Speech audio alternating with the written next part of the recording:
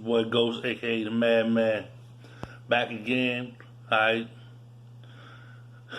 I'm trying to come up with a title for my shit, man. I think I'm gonna call myself Just a Fan. Or from a fan's point of view. Or I don't know. Maybe y'all could think of a good name. Anybody that's watching, comment, you know what I'm saying? Subscribe. Hit the like button. Today though I wanna talk about the NFL. I grew up a football player. Always wanted to be a football player. I was nice at baseball. I was decent in basketball. I ran a little track, but I no matter how hard the game of football was, I always wanted to get better. I studied it.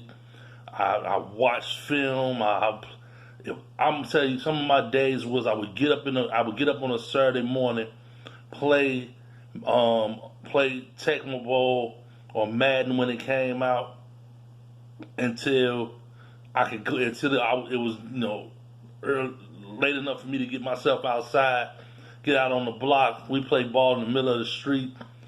If we couldn't get to the park, we had enough people to play tackle football. We played tackle football till the sun go down. Then we go out there and we sit on the front porch, and between messing with the little girls in the neighborhood and talking football and talking sports again, talking about dreams or whatever, go in the house and take me a shower, get me something to eat, and I was back on the sticks again, trying to play ball again, and that was a lot of the way I learned.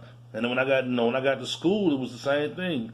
Go to practice, come home, play ball in the street, go in the house, give me something to eat, take me a shower, get back on the sticks before it's time for me to go to bed. You know what I mean? So football was life. We learned how to play a certain way, and the way we learned how to play, we learned to knock people out. You know what I'm saying? Don't get me wrong, we wasn't trying to hurt nobody in nobody's career, but if I could knock you out and get myself a scholarship, then I was knocking you out.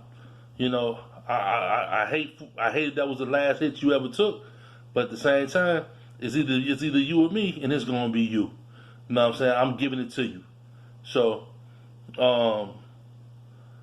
but today, it's these rules that they got in place, and like I said, we don't want to see nobody hurt. I know the mind is a terrible thing to waste, but I'm not sure that I'd rather have a clear head at age 50, 60, and be in a wheelchair or needing some kind of walking assistant because I was playing in the league for a year, or I played college ball, in my freshman year, sophomore year.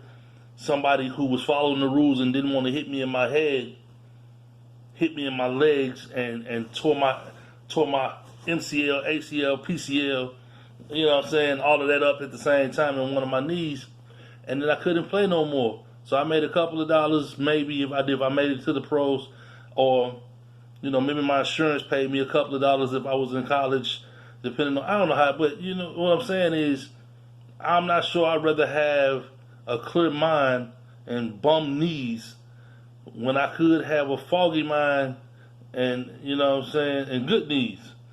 I don't know. It's just maybe somebody can tell me the difference. And the rule is not so much the problem; it's the way that they justify the rules. It's targeting the head of a defenseless player. How do you, at the point that you attack the ball? What I'm saying is, as an offensive player, at the point when you go to catch the ball, you should be no longer considered defenseless because you know what the consequences are. Now, if you not going to catch the ball and I just tee off on you, then yeah, you're defenseless. You didn't know it was coming because you didn't got the ball. But if you go to catch the ball, whether you went up in the air, whether you was doing a handstand on your way down, I don't care, and I hit you wherever I hit you at, you are not defenseless because you knew what was going on. That's like saying in the boxing ring that if I knock you out with an uppercut and at the end of the fight they say did you see the uppercut coming and you say no, then I should be disqualified and you should automatically get the win. You knew there was a possibility of me hitting you with an uppercut because you're in the ring to get punched.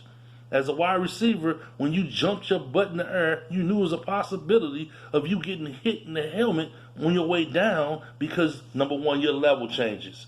So even if, as a defender, if I aim at your chest while you're in the air, or I aim at your knees while you're in the air, if you come down before I actually impact you, now wherever I was aiming has changed.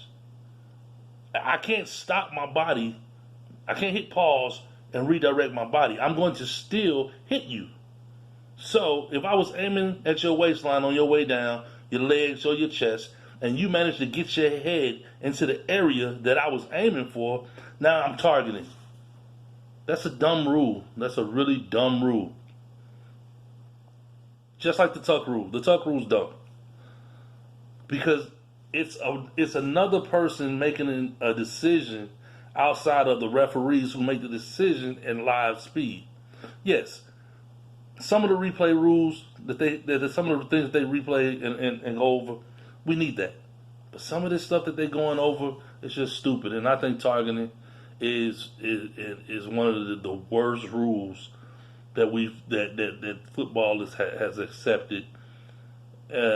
It's a rule that I know is put in place because they take so much strife or whatever over retired players having brain damage or whatever, and kids getting hurt and you don't want to see a 9-year-old get a concussion.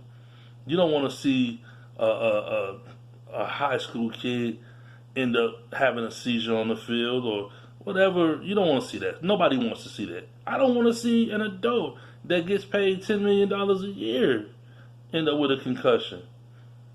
But it's the nature of the game. It's the nature of the game. You know what I'm saying? Even in baseball, I could hit 3 players with pitches and still not get disqualified.